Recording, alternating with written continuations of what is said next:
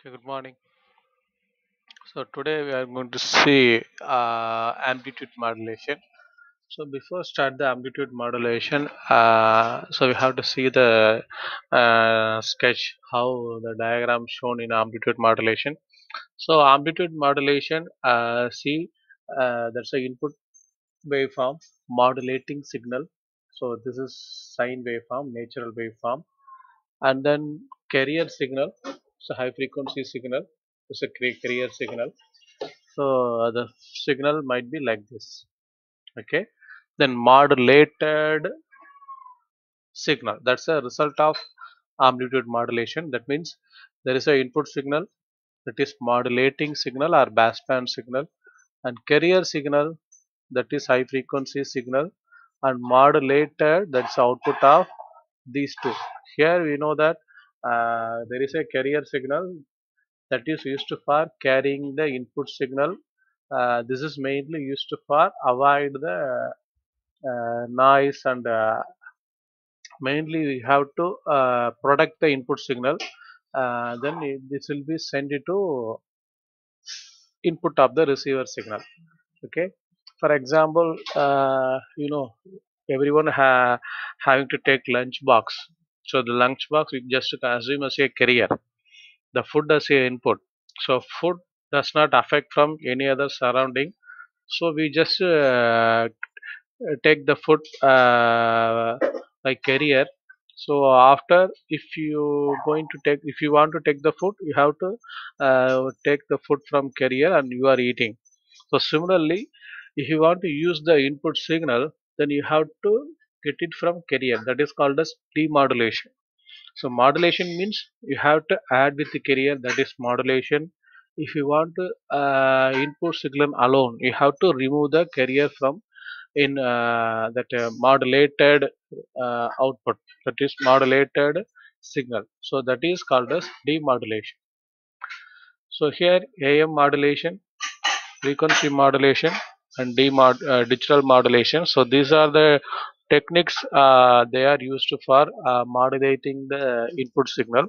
So based on the carrier varied accordance with the amplitude of the carrier. That means the carrier varies accordance with the amplitude of the input signal. That is called as amplitude modulation.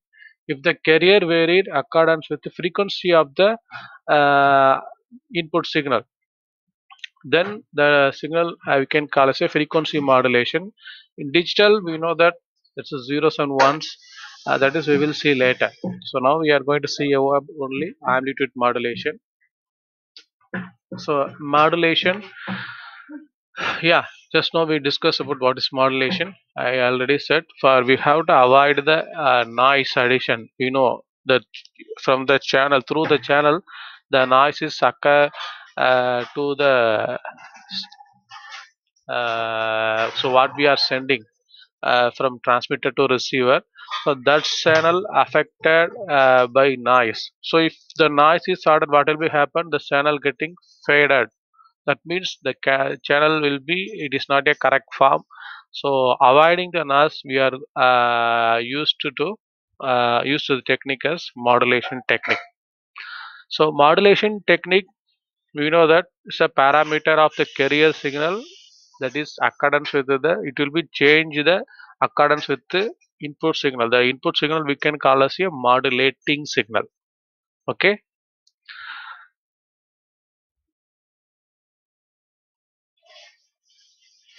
Hmm. Okay.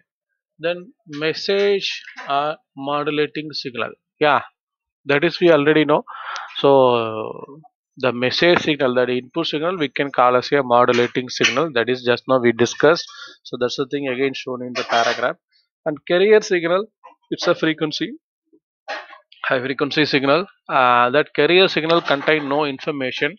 Message signal only have the information. The carrier signal doesn't contain any information. So after receiving the modulated signal, the carrier will be removed from the message signal. Then modulated signal. So modulated signal.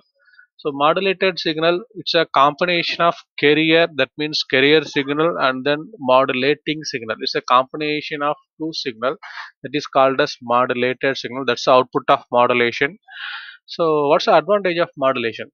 So we know that, so these are the modulation technique we are using. So we now have to know, so why we go for modulation, that is we already seen. But so what is the advantage, mainly what's the thing we have to do, what are the benefit we are getting from that modulation? So first advantage, antenna size get reduced, and no signal mixing occurs. So there is no signal mixing occurs, and communication range is increased.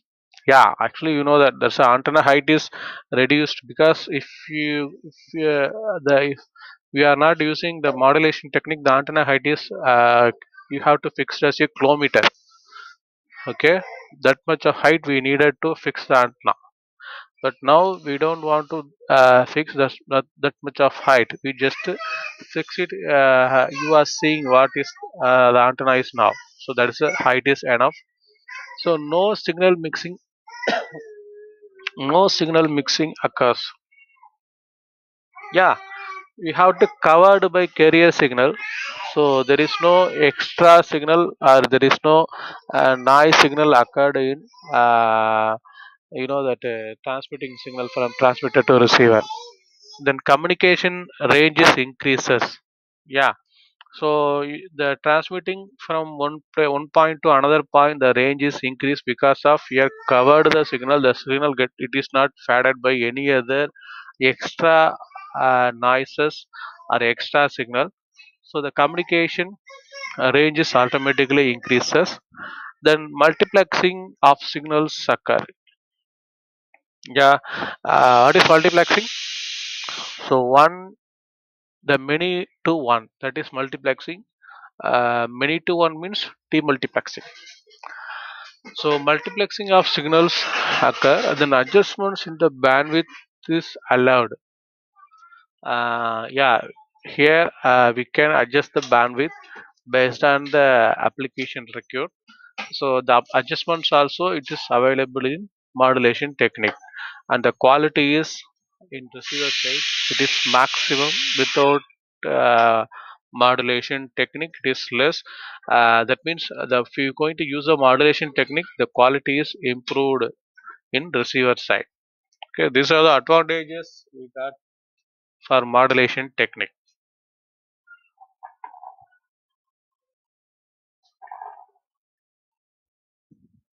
So this is types of modulation. So just now we have seen what is modulation. So why we go for modulation? What are the advantages we faced, and what is modulated signal? What is modulating signal? What is carrier signal? So these are the things are which is now discussed. Now we are going to see about. So what are the types of modulation? So there are two types of modulation. One is continuous wave modulation. Another one is pulse wave modulation. So under the continuous modulation is classified into two. One is amplitude modulation, another one is angle modulation. So the pulse modulation again it is classified into two. One is digital modulation, another one is analog modulation.